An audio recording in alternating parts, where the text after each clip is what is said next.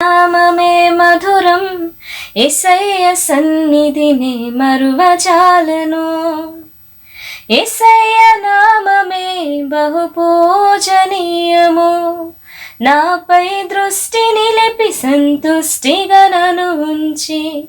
యేసయ్య నామమే బహు పూజనీయము, నాపై దృష్టి నిలిపి సంతుష్టిగా నన్ను ఉంచి. నన్నెంతగానో దీవించి జీవజలపు ఊటలతో ఉజ్జీవింపజేసెనే. నన్నెంతగానో దీవించి జీవజలపు ఊటలతో ఉజ్జీవింపజేసెనే. జుంటెతేనె ధారల కన్నా యేసు నామమే మధురం, యేసయ్య సన్నిధిని మరువజాలను. యేసయ్య నామమే బలమైన దుర్గము, నా తోడై నిలిచి క్షేమముగా నన్ను దాచి. యేసయ్య నామమే బలమైన దుర్గము, నా తోడై నిలిచి క్షేమముగా నన్ను దాచి. నన్నెంతగానో కరుణించి పవిత్ర లేఖనాలతో ఉజ్జీవింపజేసెనే. నన్నెంతగానో కరుణించి పవిత్ర లేఖనాలతో ఉజ్జీవింపజేసెనే. జుంటెతేనె ధారల కన్నా యేసు నామమే మధురం, యేసయ్య సన్నిధిని మరువజాలను. యేసయ్య నామమే పరిమళ తైలము, నాలో నివసించి సువాసనగా నన్ను మార్చి. యేసయ్య నామమే పరిమళ తైలము, నాలో నివసించి సువాసనగా నన్ను మార్చి. నన్నెంతగానో ప్రేమించి విజయోత్సవాలతో ఊరేగింపజేసెనే. నన్నెంతగానో ప్రేమించి విజయోత్సవాలతో ఊరేగింపజేసెనే.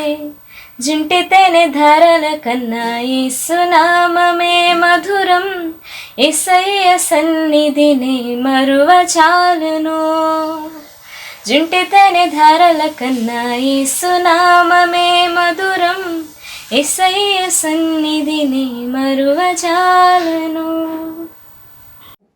మోషే 40 రోజులు సీనాయి పర్వతం మీద దేవునితో గడుపుతున్నటువంటి ఆ దినాలలో వీరిని దానికి ముందుగా అందరినీ ఆ పెద్దలను తీసుకుని వెళ్ళి ఆ స్వరాన్ని వినిపించేటట్టుగా దేవుని ఏర్పాటు చూచాడు. కానీ వాళ్ళు క్రిందికి వచ్చి మోషే దేవునితో గడిపి ఆ 40 రోజుల్లో ఏమి సంభవించింది అంటే వీళ్ళు ఆ పరీక్షలో నెగ్గారని మనం చూస్తే ఓడిపోయినట్టుగా మనం చూస్తాం. దేవుని అసలు మొట్టమొదటి ఆజ్ఞ ఏ రూపాన్ని కూడా మీరు పూజించకూడదు, నన్ను మాత్రమే పూజించాలి, జీవం వెళ్ళిన సృష్టికర్త అయినటువంటి దేవుని నేనే అని తనను తాను నేనే అని చెప్పగలిగినటువంటి వాడు లోకంలో ఎవరు కూడా లేదు. దేవుడు ఒక్కడే చెప్పగలిగినటువంటి వాడుగా ఉన్నాడు. అలాంటి దేవుని విడిచిపెట్టి ఆ మోషే ఏమాయనో అనేటువంటి మాటలు ఉపయోగించారు.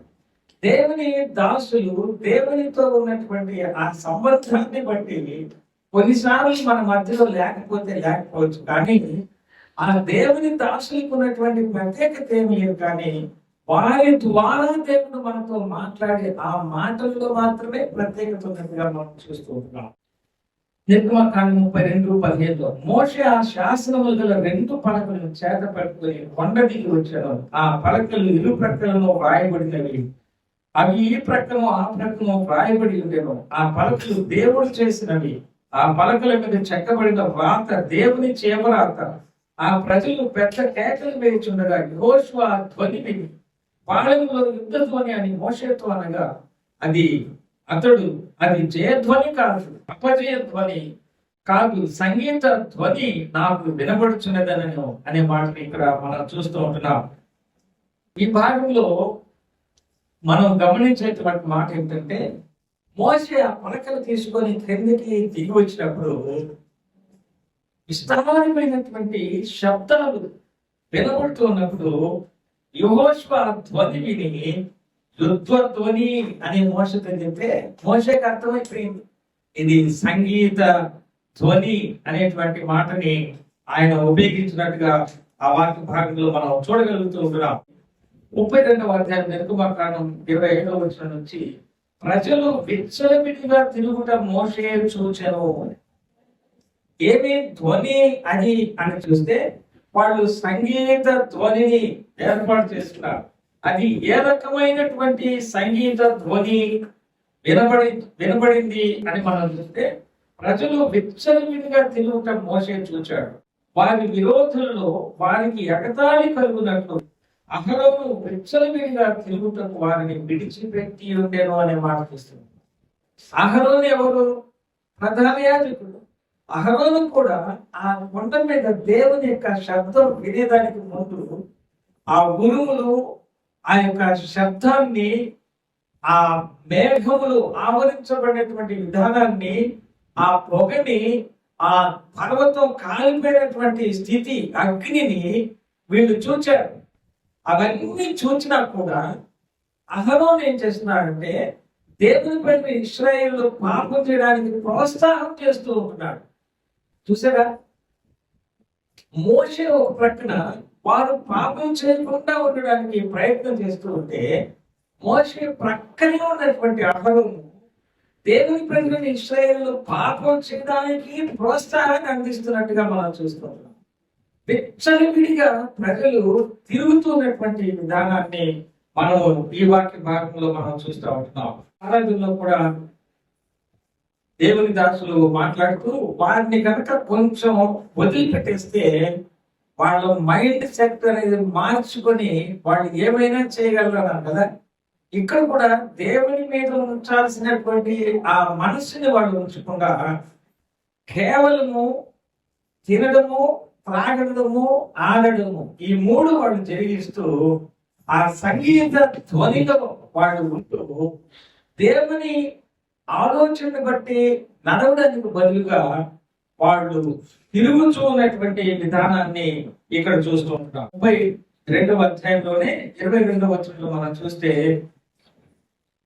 అహరోను నా ఏలినవాడా, నీ కోపము మటనీయకు, ఈ ప్రజలు దుర్మార్గులను మాట నేర్పుతాడు. ఎలాగైపోయారు ఈ ప్రజలు?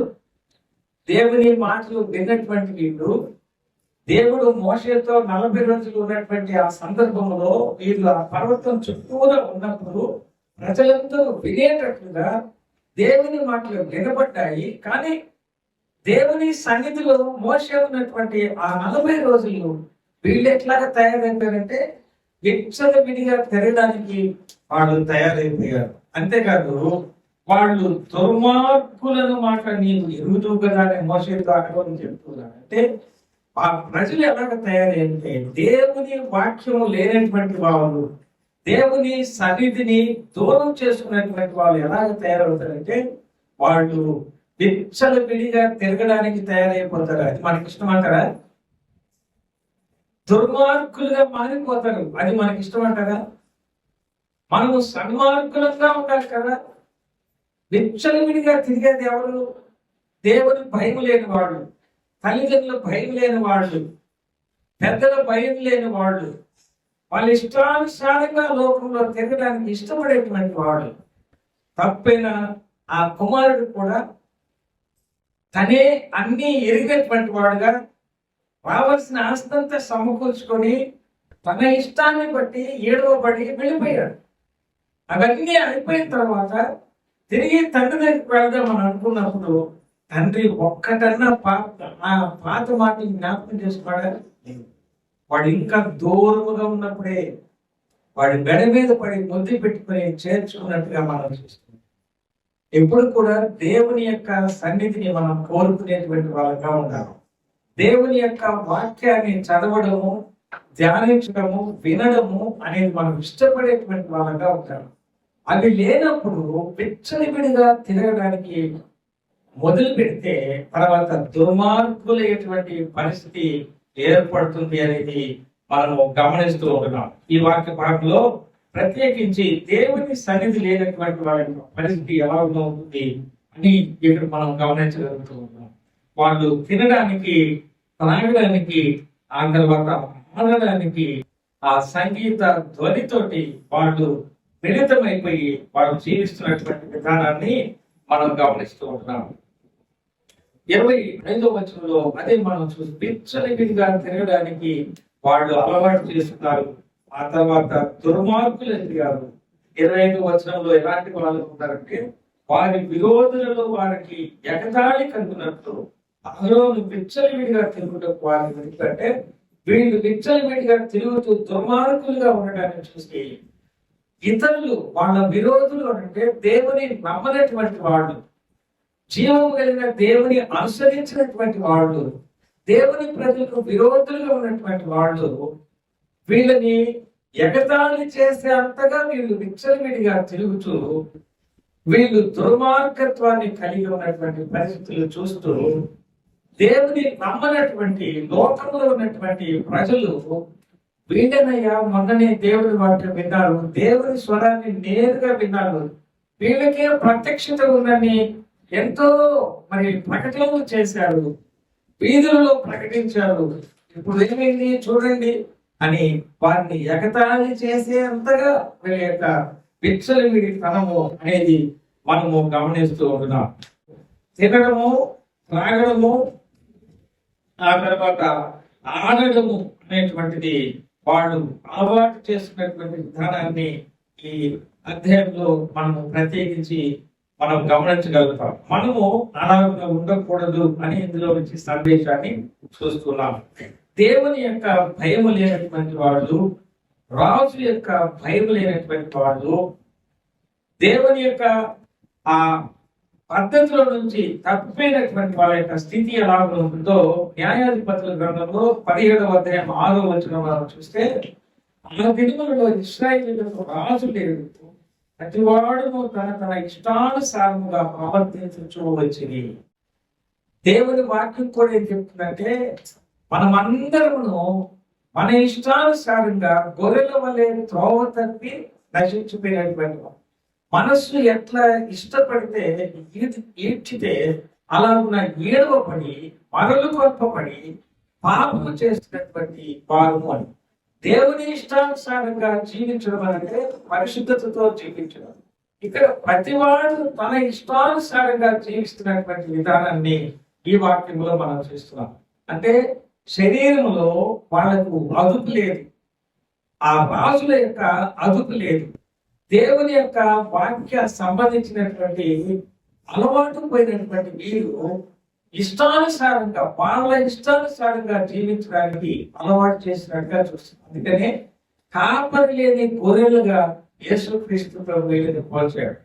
పాత నిబంధనలో ఇంత కఠినమైనటువంటి పదాలు మనం చూస్తున్నాం, కానీ యేసు ప్రభు కాలంలో ఆయన ఇట్లాంటి వాళ్ళని గురించి చెప్పిన మాట ఏంటంటే కాపరి లేని గొర్రెలు వీళ్ళు అని వారి మీద కనికరపడి నేను మీకు మంచి కాపరిని అని చెప్పి ఎలాగ నడుచుకోవాలో ఆయన చెప్పి ఇవన్నింటినీ కూడా మత్తయి సువార్తలో 5వ అధ్యాయంలో 9వ ప్రసంగంలో 17వ వచనం నుంచి చివరి వచనం వరకు ఇప్పుడు మనం చెప్పుకుంటున్నటువంటి ఈ 40 దినాలప్పుడు మోషే దేవునితో సంభాషణ చేస్తున్న సమయంలో ప్రజలు ఎలాగ త్రోవ తప్పిపోయారో వీటన్నింటిని గురించి ఆయన ఆ వాక్య భాగంలో పొందుపరుస్తూ యేసుక్రీస్తుగా ఈ లోకానికి వచ్చినటువంటి ఆయన ఎలాగ మంచి కాపరిగా ఆ యొక్క నెరవేర్చలేనటువంటి ధర్మశాస్త్రాన్ని అది పరిపూర్ణమైనటువంటిది అని ఆయన చెప్పాడు అనేటువంటి మాటని మనము మత్తయి సువార్తలో మనం చూస్తాం. చూడండి, మత్తయి సువార్త 5వ అధ్యాయంలో 17వ వచనం నుంచి ఆయన ధర్మశాస్త్రమునైనను ప్రవక్తల వచనములనైనను కొట్టివేయవచ్చుదని తలంచవద్దు, నెరవేర్చుటకే కానీ కొట్టివేయటకు నేను రాలేదు అని తెలియజేస్తూ ఇంకా అనేకమైనటువంటి మాటల్ని అవన్నీ పరిపూర్ణమైనటువంటివే, దేవుడు ఇచ్చినటువంటి వాటిలో లోపము లేదు అని తెలియజేస్తూ చివరి 48వ వచనంలో మీ పరలోకపు తండ్రి పరిపూర్ణుడు కనుక మీరును పరిపూర్ణులుగా ఉండేదరు అనేటువంటి మాటని ఆయన తెలియజేసినట్టుగా మనం చూస్తూ ఉన్నాం. అన్ని విషయాల్ని ఈ వాక్య భాగంలో ప్రభు కొండ మీద ప్రసంగంలో పొందుపరిచినటువంటి వాడిగా మనం గమనిస్తూ ఉంటున్నాం. ఈ నేటి దినాల్లో ఇందులో నుంచి మనం తీసుకునేటువంటి సందేశము ఏంటి అని మనం ఆలోచన చేస్తే, సామెతలు 14:12 ఒకని ఎదుట సరైనగా కనబడు మార్గము కలదు, అయితే తొలుపు అది మరణమునకు త్రోవ. చూడండి, దేవుని విడిచిన వాళ్ళు ఇష్టానుసారంగా తిరగడానికి అలవాటు చేస్తున్నారు, వారి ఇష్టం వచ్చినట్టుగా తిరగడానికి అలవాటు చేస్తున్నారు. ఈ వాక్య భాగంలో చూస్తే ఎవరికి వాళ్ళు ఇది సరిగా ఉంది అని అనుకుని వెళ్తున్నటువంటి మార్గము అది చివరికి మరణానికి త్రోవ తీస్తుంది అనేది ఈ వాక్యంలో మనం గమనిస్తూ ఉంటాం. సామెతల గ్రంథంలోనే 29వ అధ్యాయము 18వ వచనంలో దేవోక్తి లేని యెడల జనులు కట్టులేక తిరుగుదురు, ధర్మశాస్త్రం అనుసరించువాడు ధన్యుడు. దేవుని మాట లేకపోతే జనులు కట్టులేక వాళ్ళు తిరుగుతారు అనేటువంటి మాటని ఇక్కడ మనం చూస్తూ ఉంటాం. కాబట్టి జీవం కలిగిన దేవుని వాక్యము వింటున్నాము అని అంటేనే మనకు ఆశీర్వాదం అని. దేవుని మాట మన చెవిలో వినబడుతుంది అని అంటేనే మనము కట్టు కలిగి దేవుని మార్గంలో నడవడానికి అవకాశం ఉంది అని అర్థం. ఆ దేవోక్తి అనేది మనం లేకపోతే, మనం వినకపోతే, ఆ దేవునితో సహవాసము, దేవుని ప్రజలతో సహవాసం కలిగి ఉండకపోతే, మన మనస్సు ఇష్టం వచ్చింది చేయడానికి మనం ఇష్టపడితే అది చివరికి నరకానికి, మరణానికి తీసుకుని వెళ్తుంది. దుర్మార్గులనుగా మనం చేస్తుంది. లోకము మనలను అపహేళన చేసేటట్టుగా మన ప్రవర్తన ఉంటుంది. అలాగే మనం ఉండకూడదు అని ఆనాటి 40 రోజుల ఆ పరీక్షా కాలంలో ఓడిపోయిన ఇశ్రాయేలు వలె పిచ్చలుగా తిరగడానికి మనం పోకూడదు అనేటువంటి సందేశాన్ని ఇందులో మనము గమనించగలుగుతూ ఉంటున్నాం. ఇందులో ఉన్నటువంటి సారాంశము నేటి మోడర్న్ రిలీజియస్ కల్చర్ అనేటువంటిది ఒక చిన్న అంశంగా నేను చెప్తాను. అది ఇప్పుడు మనం ధ్యానం చేయలేదు. కానీ ఈ 40 రోజులు జీవమైన దేవునితో ముఖాముఖిగా మోసే గడిపే ఆ సమయంలో రిలీజియస్ గా వీళ్ళు ఎంత దయనీయమైనటువంటి స్థితికి దిగజారిపోయారో, విచ్చలవిడిగా తిరగడానికి ఎలాగ అలపరుచుకున్నారో, దుర్మార్గులుగా ఎలాగ నిలువబడుతున్నారో, ఎవరిని ఇష్టం వచ్చినట్టు వాళ్ళు తిరగడానికి ఇష్టపడి లోకము చేత హేళన చేయబడుతూ ఉంటున్నారో, today our modern religious culture మనం చూస్తే ఏమనుకోవద్దండి దయచేసి. బైబిల్ గ్రంథంలో జీవం వెళ్ళిన దేవుడు పాత నిబంధనలో తన ప్రజలని ఇశ్రాయేలుతో సంభాషించినటువంటి ఆ సంభాషణలో, దేవుడిచ్చినటువంటి ఆ ధర్మశాస్త్రంలో, మోషే ద్వారా ఇచ్చినటువంటి ఆ మాటలలో ఎక్కడనైనా ఫలాని గుంపు ఇది, ఫలాని గుంపు ఇది, దీనికి ఈ పేరుంది, దానికి ఆ పేరు ఉందని నేను చూపించగలరా బైబిల్ గ్రంథంలో? కానీ ఎందుకు ఈ నేటి మోడర్న్ రిలీజియస్ కల్చర్ గుళ్ళకి పేర్లు పెట్టుకొని, బోర్డులు రాసుకొని, ఆ మినిస్ట్రీ అని, ఈ మినిస్ట్రీ అని, మేము మాత్రమే పరలోకానికి ఎక్కిపోయేవాడు అనే మనసుతోటి దేవుని వాక్యాన్ని, చట్టాన్ని అవలంబించకుండా జీవం కలిగిన దేవుని వాక్యాన్ని అనుసరించే దానికంటే ఎక్కువగా వ్యక్తులను అనుసరిస్తూ, వ్యక్తులు ఇచ్చిన పద్ధతులను అనుసరిస్తూ, వారి కట్టుబాట్లలో వాళ్ళు ఉంటూ దేవుని వాక్యాన్ని వాళ్ళు మరిచిపోతున్నటువంటి వారినిగా మనం చూస్తున్నాం. లేదా విమర్శ చేస్తున్నారు అని అంటారు, కానీ విమర్శ లేకుండా బాగుపడేదంటూ ఏది లేదు. యేసుక్రీస్తు ప్రభు పుట్టినప్పుడు ఆయనకు ఉన్నటువంటి భావం ఏంటంటే, ఈయన అనేకులకు వివాదాస్పదమైన గుర్తుగా ఉంటాడు అని. పాపాన్ని పరిశుద్ధతను వేరు చేయాలనంటే యేసుక్రీస్తు ప్రభుని చంపాలని ఆనాటి ప్రజలు కోరుకున్నారు. జీవం కలిగిన ఆరోగ్యవంతమైనటువంటి వాక్యాన్ని బోధించేవారు లేక ఉదయాన్ని లేచిన దగ్గర నుంచి నిద్రపోయేంత వరకు అన్ని ఆశీర్వచనములే. డిప్రెషన్ లో ఉన్నావా, నిన్ను దేవుడు దీవించబోతున్నాడు, విసిగి వేసారి భార్యతో భర్తతో సమాధానం లేకున్నావా, దేవుడు ఈ రాత్రి నీ భార్యతో భర్తతో సమాధానం కలిగించబోతున్నాడు, పిల్లలు దేవుని మాట వినలేదని ఏడుస్తూ ఉన్నావా, లేక నీకు ఆ యొక్క హృదయ రోగం ఉందా, కిడ్నీల వ్యాధి ఉందా, ఇంకేదైనా రోగం ఉందా, దేవుడు నేను స్వస్థపరుస్తూ ఉన్నాడు, అలాగని చెప్పేటువంటి ప్రసంగాలు తప్ప నీ మనస్సాక్షిలో ఉన్న దోషారోపణను యేసు ప్రభు తీసివేయడానికి లోకానికి వచ్చాడు. జీవం కలిగిన దేవునితో నేరుగా నీ ఒక్కడివే సంధించవచ్చు. నీవు ఎక్కడ ఉన్నావో అక్కడి నుంచి నీ కష్టాన్ని నీవు చెప్పుకుంటే దేవుడు నీ ప్రార్థన ఆలకిస్తాడు. నేను ఇక్కడ వాక్యం చెప్తున్నానంటే ఆయన ఇచ్చిన వరముతో నేను మాట్లాడుతున్నాను.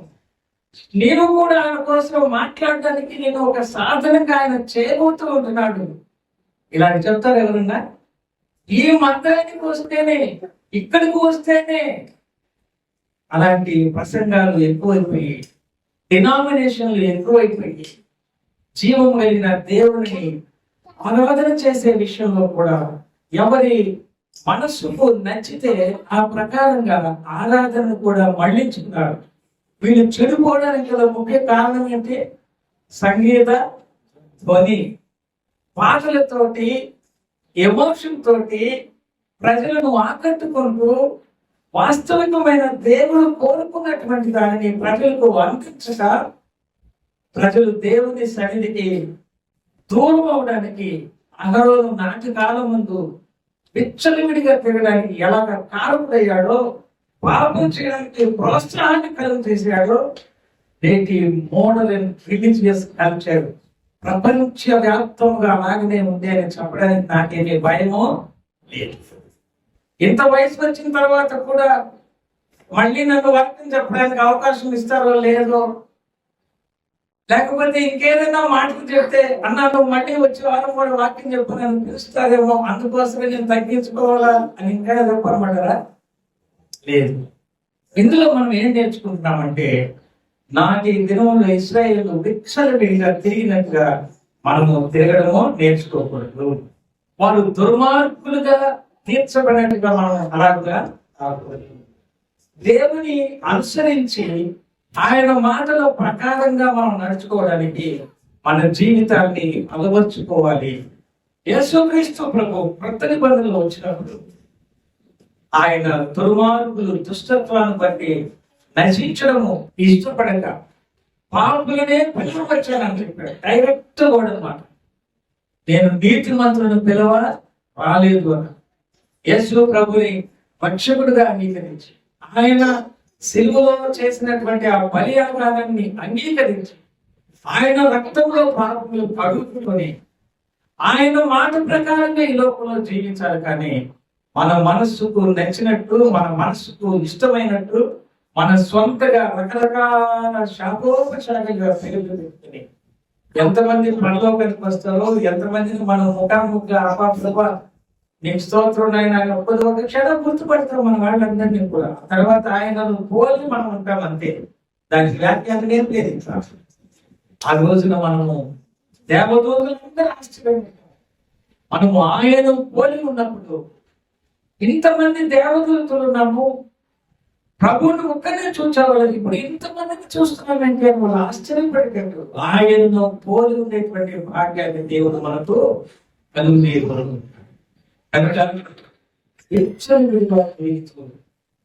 దుర్మార్గులముగా ఉంటూ నేటి క్రైస్తవ సంఘాన్ని లోకము దూషించేదానికి కారణం కాకుండా ఉండడానికి ఈ చిన్న 40 రోజుల ధ్యానము మనకు సహాయం చేయడానికి, ప్రభు మాకు సహాయం చేయడానికి